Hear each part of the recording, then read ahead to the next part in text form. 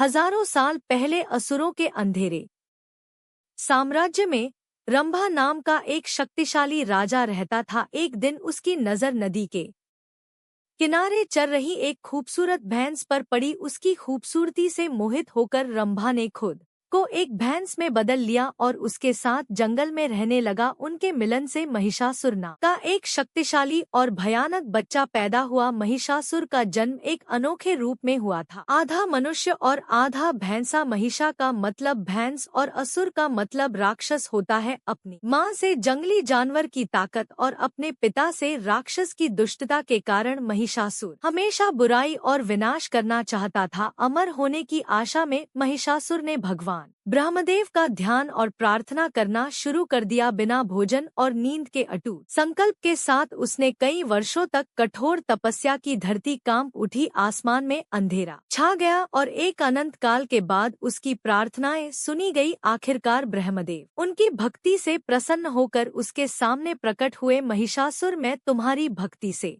प्रसन्न हूँ, जो चाहो वर मांगो। है ब्रह्मदेव, मैं अमर होना चाहता हूँ। यह असंभव है, जो भी पैदा होता है उसे मरना ही पड़ता है, यही ब्रह्मांड का नियम है। महिषासुर ने कुछ देर सोचा और कहा, हे प्रभु, क्या आप मुझे ऐसा वरदान दे सकते हैं मैं किसी मनुष्य या देवता के हाथों ना मारा जाऊं।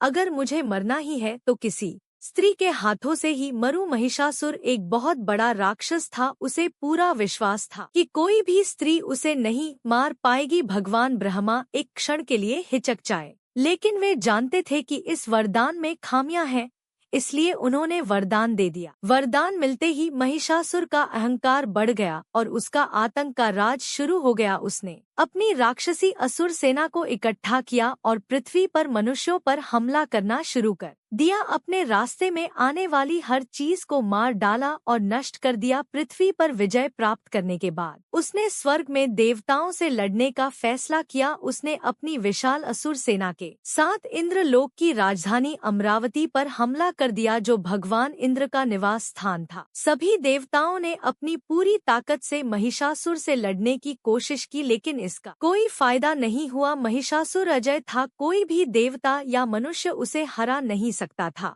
असुरों ने अमरावती पर कब्जा कर लिया और देवताओं को स्वर्ग से बाहर निकाल दिया। इंद्रदेव मदद के लिए त्रिमूर्ति भगवान ब्रह्मा, विष्णु और महेश्वर के पास भागे। ब्रह्मा ने उन्हें वरदान की याद दिलाई और कहा, कोई भी देवता या मनुष्य महिषासुर को नहीं मार सकता। हालांकि एक महिला उसे मार सकती है, लेकिन तीनों लोकों में रहने वाली कोई भी महिला इस दुष्ट राक्षस को मारने के लिए पर्याप्त शक्तिशाली नहीं है।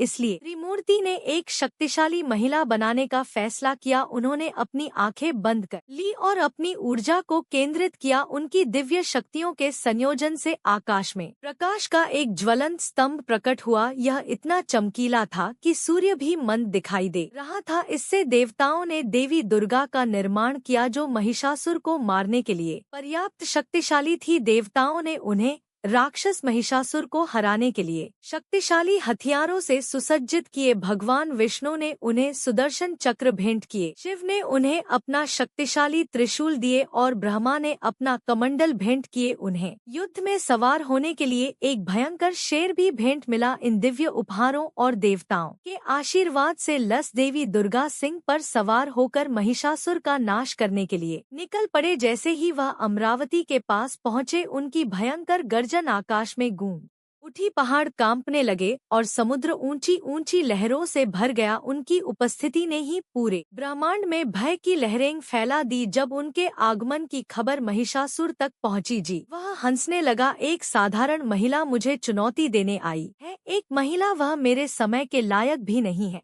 मैं उससे निपटने के लिए अपनी सेना भेज दूंगा। वे उसे वैसे ही कुचल देंगे जैसे वे बाकी सभी को कुचल है। महिषासुर ने असुरों की अपनी विशाल सेना को देवी दुर्गा का सामना करने का आदेश दिया। युद्ध का मैदान जल्द ही हथियारों की टक्कर से गूंज उठा और राक्षसों की लहरें देवी पर टूट पड़ी, लेकिन एक एक करके सभी राक्षस देवी के सामने गिर गए। उनकी दिव्य शक्ति से आसानी से पराजित हो गए। अंत में महिषासुर स्वयं दुर्गा देवी के विरुद्ध युद्ध करने गया। देवी को भ्रमित करने के लिए बेताब महिषासुर ने अपनी सारी काली शक्तियों का इस्तेमाल किया। अलग अलग जानवरों का रूप धारण किया। सबसे पहले वह एक क्रूर शेर बन गया। जो भयानक गति से दुर्गा पर हमला करने लगा। देवी ने उसे दिव्य सटीकता से मारा, जिससे वह घायल हो गया। आत्मसमर्पण करने से इनकार करते हुए वह एक विशाल हाथी में बदल गया और उनकी ओर गर्जने लगा। एक बार फिर दुर्गा ने अपने हथियारों से जवाबी हमला किया, जिससे वह गंभीर रूप से घायल हो गया। देवी दुर्गा और महिषासुर के बीच 9 दिनों तक भयंकर युद्ध चला। 10वें दिन महिषासुर एक विशाल भैंसे में बदल गया और दुर्गा देवी के पर हमला किया, लेकिन दुर्गा माँ तैयार थे एक तेज और शक्तिशाली चाल के साथ। उन्होंने उसे अपने त्रिशूल से मार डाला, जिससे उसका आतंक का राज खत्म हो गया। महिषासुर पराजित हुआ और देवता स्वर्ग में अपने घरों को लौटते हुए खुशी से झूम उठे। उस दिन से देवी दुर्गा की नवरात्रि के दौरान पूजा की जाती है, विशेष रूप से 9वें